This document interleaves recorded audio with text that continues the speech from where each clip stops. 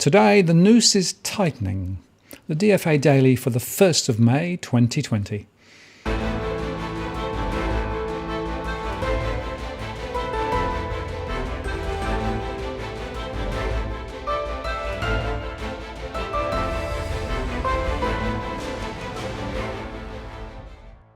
Hello again, I'm Martin North from Digital Finance Analytics.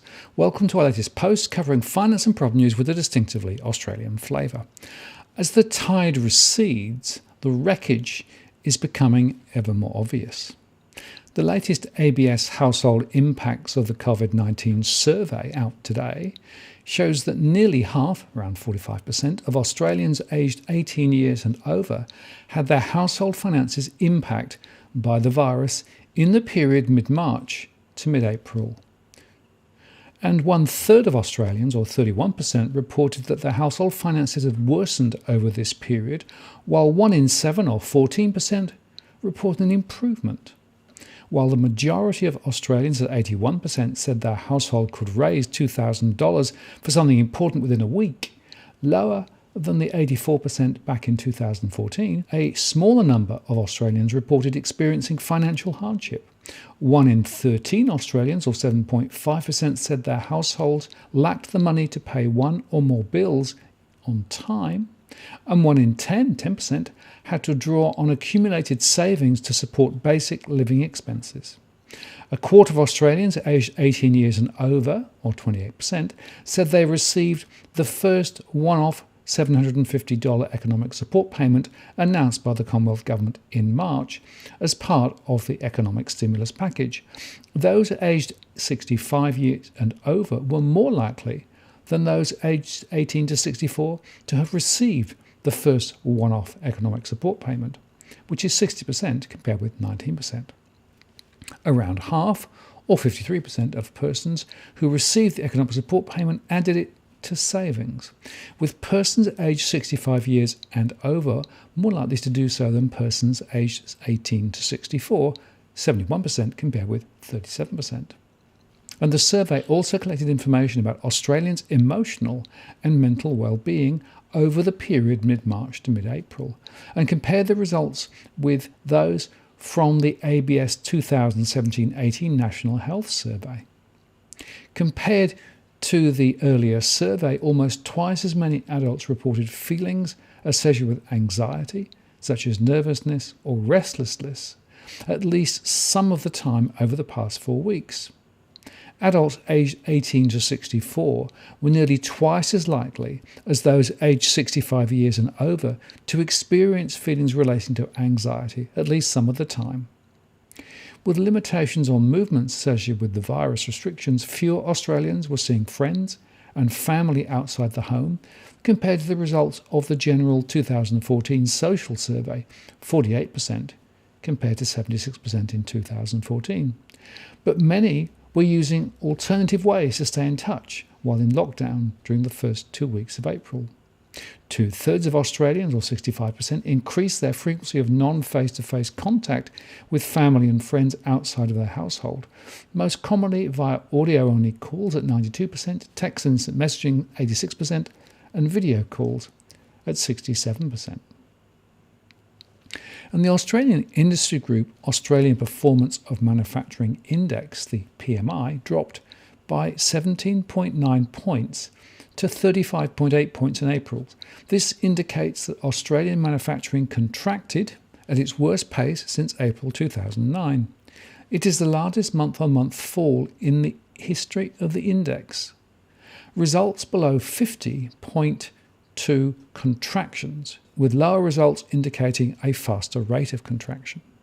The sharp spike in positive conditions in March was more than completely reversed in April, as the unusual surge in demand for manufactured food and groceries subsided.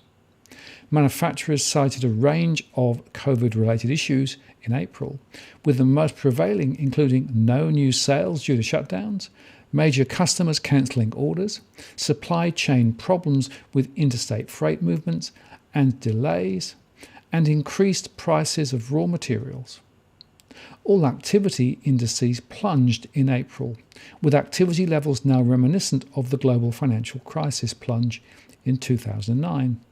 The chemical section was the only manufacturing sector to improve in April, with continuing strong demand for personal care items such as hand sanitisers, pharmaceuticals, cleaning products, toiletries and health supplements, much of which is made locally.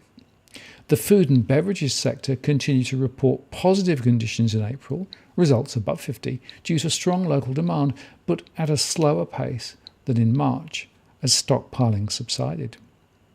Private sector wages across the manufacturing industry rose by an average of 0.4% over the quarter and 1.8% per annum to the fourth quarter 2019. According to the ABS Wage Price Index, the Australian PMI average wage index decreased by 8.4 points to 49.5 points. This indicates manufacturing wages were broadly stable on average in April, and this was the lowest monthly result in the history of the series since September 2007, and only the second time it's fallen below 50 points and indicating a contraction. This low result indicates that few, if any, manufacturers were able to increase their employees' average wages in April. And there were 921,200 filled jobs in manufacturing in the fourth quarter 2019, which was 7.2% of all filled jobs in Australia, according to the ABS labour account. The number of filled jobs in manufacturing increased by 1.1% quarter over quarter and 4.5% per annum in the fourth quarter 2019. The more volatile ABS labour force survey identified 923,300 people working in manufacturing in February 2020, up 1.4% over the quarter and 4.2% over the year. The Australian PMI employment index plummeted 21.7 points in April, indicating a steep contraction in manufacturing employment as many businesses stand down staff, reduce staff numbers or reduce their work hours because of the virus restrictions. This is the largest monthly fall in the history of this data series and its lowest level since April 2009. The employment index contracted for all sectors in April. But according to the CoreLogic Home Value Index out today, Australian housing values have not seen any evidence of a material decline in April, despite a sharp drop in market activity and a severe weakening in consumer sentiment. Although most regions recorded a rise in home values through April, the monthly pace of growth more than halved, dropping from 0.7% in March to 0.3%. The April result was the smallest month-on-month movement since June last year, when the national index was down 0.2%. CoreLogic Head of Research Tim Lawless said although housing values were generally slightly positive over the month, the trend was clearly weakening since the mid to late March, when social distancing policies were implemented and consumer sentiment started to plummet. The capital city markets generally showed a weaker performance relative to the regional markets, with the combined capital cities index up 0.2% in April compared to 0.5% across the combined regional markets. The sharpest reversal in growth conditions can be seen in Melbourne, where values nudged into negative territory through April, down 0.3%. Sydney values remained positive, rising 0.4% over the month. To provide some context, the 6 months prior to March saw both cities averaging a monthly growth rate around 1.7%. According to Mr. Lawless, Australia's largest cities have a higher level of downside risk. Sydney and Melbourne arguably show a higher risk profile relative to other markets due to their large exposure to overseas migration as a source of housing demand, along with greater exposure to the downturn in foreign students, stretched housing affordability and already low rental yields that are likely to reduce further on the back of rising vacancy rates and lower rents. Hobart was the only other major region to record a decline in home values over the month, down 0.1%. Explaining the drop in Hobart values, Mr. Lawless said Hobart has the most exposure of any capital city, at least proportionally, to the industry sectors most heavily impacted by COVID-19 in terms of employment, with 12.7% of the workforce employed within accommodation and food services and arts and recreation service sectors. Despite the weakening in home market conditions, some cities have outperformed the 6-month average pace of change, with Perth up 0.2%, Adelaide up 0.4%, and Darwin up 1.7%, and they outperformed their 6-month average pace of growth in April, demonstrating, he said, some resilience to weaker conditions. I suppose it's all relative. Over in the US, millions more Americans filed for unemployment benefits last week, sending the 6-week total above 30 million since the virus pandemic began to shutter businesses across the country. Initial jobless claims totaled 3.84 million in the week ended 25th of April, following 4.4 million in the prior week, according to Labour Department figures. Economists had projected 3.5 million claims. While filings remain at levels unseen before the crisis, it's the 4th week that the pace has deaccelerated, suggesting that the worst of the labour market hit may have already occurred. At the same time, job losses remain far from over, and employment is expected to take years to eventually recover. Plus, more layoffs could be in store as states and municipalities face severe budget crunches. The number of claims, assuming each person is counted as unemployed, could imply a jobless rate of around 22%, which would be the highest since the Great Depression in the 1930s. And that's also far above the peak of 10% reached in 2009 in the wake of the last recession. Florida, whose governor plans to start reopening the state on Monday, had the most claims last week, with an estimated 432,500 on an unadjusted basis.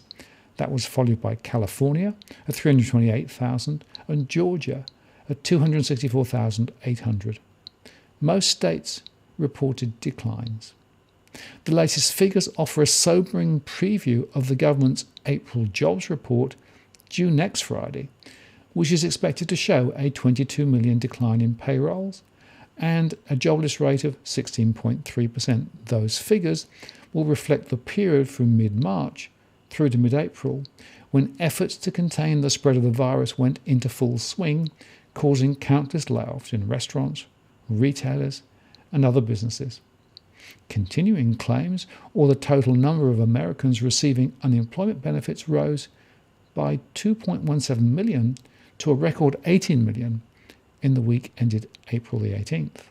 That sent the insured unemployment rate, which measures the unemployed receiving benefits as a share of the labour market, to a record 12.4%, compared to 1.2% before the crisis. The ongoing demand for unemployment benefits signals that the recession will be difficult to bounce back from. Figures on Wednesday showed gross domestic product contracted in the first quarter by the most since 2008, and the second quarter is widely forecast as a historic decline. Less employment means less consumer spending. That's the largest part of the economy, and more weakness ahead as the drop in demand spreads to other industries. Federal Reserve Chairman Jerome Powell encouraged the government to provide more stimulus to support the economy in remarks he made on Wednesday. He also highlighted that the burdens are falling most heavily on those least able to carry them. The downturn's depth and duration are extremely uncertain and will depend on control of the virus, as well as government aid, he said. State unemployment agencies have struggled to cope with the unprecedented surge in applications since March, and there have been many delays in processing and accounting for the magnitude of the job losses. Some states have staggered applications by name on different days, while others have been working through a backlog. And separate data on Thursday showed household spending, which accounts for about 2/3 of the economy, plunged 7.5% in March from the prior month, and that's the sharpest drop in Commerce Department records right the way back to 1959. And also, the Federal Reserve on Thursday expanded access to its Paycheck Protection Program liquidity facility, the PPP-LF, to additional lenders and expanded the collateral that can be pledged. The changes will facilitate lending to small businesses via the Small Business Administration's Paycheck Protection Program, the PPP. As a result of the changes, all PPP lenders approved by the SBA, including non-depository institutional lenders, are now eligible to participate in the PPP-LF. SBA qualified PPP lenders include banks, credit unions, community development financial institutions, members of the farm credit system, small business lending companies licensed by the SBA, and some financial technology firms. When the PPPLF was announced, the Federal Reserve said the facility would immediately lend to depository institutions and that non-depository institutions would be added as soon as possible. Additionally, eligible borrowers will be able to pledge whole PPP loans that they've purchased as collateral to the PPPLF. An institution that pledges a purchased PPP loan will need to provide the Reserve Bank with documentation from the SBA demonstrating that the pledging institution is the beneficiary of the SBA guarantee for the loan. The SBA's PPP guarantees loans from qualified lenders to small businesses so that those businesses can keep workers employed, and the PPPLF supports the PPP by extending credit to financial institutions that make or purchase PPP loans using the loans as collateral. The additional liquidity from the PPPLF increases the capacity of financial institutions to make additional PPP loans. But just to be clear, the Fed is essentially helping the banks lend, but the banks still have to make those loans and are still charging businesses for the privilege. And over in Europe, figures earlier today showed that the euro area output shrank the most on record during the first quarter, a period only partially blighted by the lockdowns. Countries such as Italy, Spain and France, with limited room to spend their way out of the crisis, saw contractions of around 5%. The EU's response to the meltdown contrasts with other major economies where fiscal support has been stronger. Federal Reserve Chair Jerome Powell warned on Wednesday, after maintaining his institution's own emergency settings, that this is not the time to worry about the US debt burden. When we compare what we're seeing out in the Fed and US policymakers more broadly, the scale in response is much different. Michael Powell, Global Chief Investment Strategist of BlackRock, told Bloomberg Television, "We're going to need to see quite a bit more looking ahead." But while the European Central Bank has stepped up its responses to the coronavirus crisis by cutting funding costs for banks, it's refrained from boosting its bond buying program and renewed its call on politicians to provide more fiscal support. Just hours after data showed the worst contraction over 3 months in a quarter of a century of statistics, President Christine Lagarde warned that the euro area economy could shrink as much as 15% in the second quarter and 12% over the full year. The magnitude of the shock demands an ambitious and coordinated fiscal response, she said in a virtual press conference on Thursday. Finance ministers should have a joint approach and show solidarity to those most affected by the crisis. Her comments reflect the European Union's struggle to come up with a unified response so far. Most government action has been at the national level. Leaders have asked the European Commission to devise a broader proposal by May the 6th, although it's unclear how to resolve disagreements on whether aid should take the form of grants or loans. Likewise, Germany and the Netherlands have led opposition to joint debt over fears they'll end up with much of the bill. The squabbling has unnerved investors who fret that heavily indebted nations such as Italy will be tipped into a deeper crisis. The country's credit rating was unexpectedly cut by Fitch this week. Italian bond yields initially rose when the ECB announced that it would keep its pandemic bond buying program unchanged at €750 billion. They then fluctuated as investors digested the central bank's other actions, which includes de facto interest rate cuts for its loans to banks. The lowest rate on a targeted program that gives banks incentives to lend to companies and households will fall to 50 basis points below the deposit rate, meaning that they will be able to borrow for minus 1%. The cost of a new non-targeted facility will be minus 0.25%. For today, it's enough, says Carsten Breksky, an economist at ING in Frankfurt. So much has been announced in the past 6 weeks. Together with earlier programmes, the ECB has pledged to buy more than €1 trillion of debt through to the end of this year. And most economists predict the policymakers will eventually bump up the emergency programme, which can be targeted towards stressed economies. Lagarde did signal that that was an option. The central bank is fully prepared to increase the programme if needed, she said, depending on the length of the crisis. It might be extended further than the end of 2020. Lockdowns to curb the spread of the coronavirus have sent unemployment soaring across the region and burdened the economies with massive costs. The Governing Council is fully prepared to increase the size of the PEPP and adjust its composition by as much as necessary and for as long as is needed.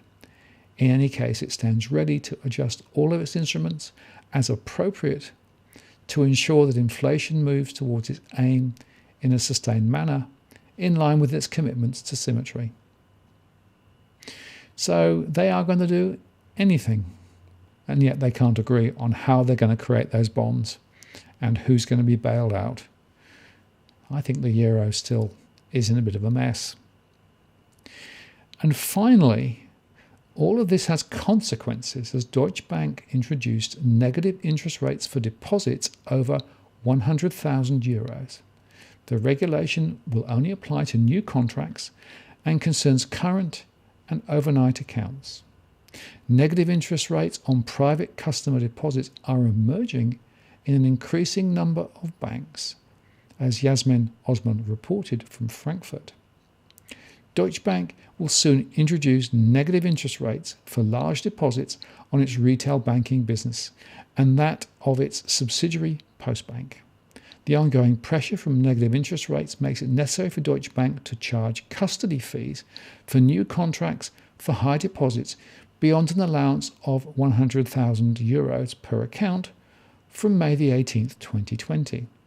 A spokesman for the bank told Handelsblatt.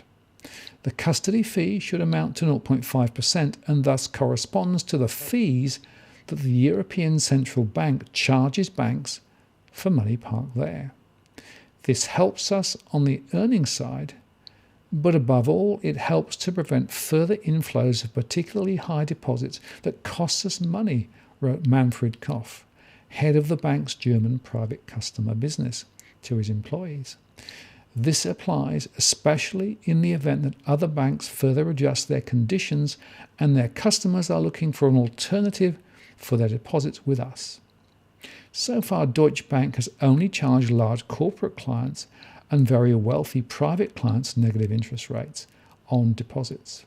The new regulation for high private customer deposits of more than €100,000 applies exclusively for new contracts in the private customer business. Existing account contracts are not affected, said a spokesman for the bank. Customers with lower deposits are also spared. In the broader customer business with relatively low deposits, Deutsche Bank does not pass on custody fees to customers for deposits. But Deutsche Bank is not the first institution to charge negative interest rates for large retail deposits. They pass on the penalty interest that the ECB in turn demands from credit institutions. While this price policy in Germany initially only affected corporate customers, the strategy is now also making an impact on larger retail deposits. As early as September 2019, around a quarter of all sight deposits by private customers were affected by negative interest rates, according to the Bundesbank's November's monthly report. Since then, the number of banks that have introduced such charges has continued to increase. The negative interest rates affect current and call money accounts, as well as certain investment accounts. New contracts for savings accounts, such as Deutsche Bank's fixed interest savings or Sparcard accounts, however, are not affected until further notice. And in its quarterly outlook, the bank announced that it was planning to take advantage of price adjustment opportunities in Germany.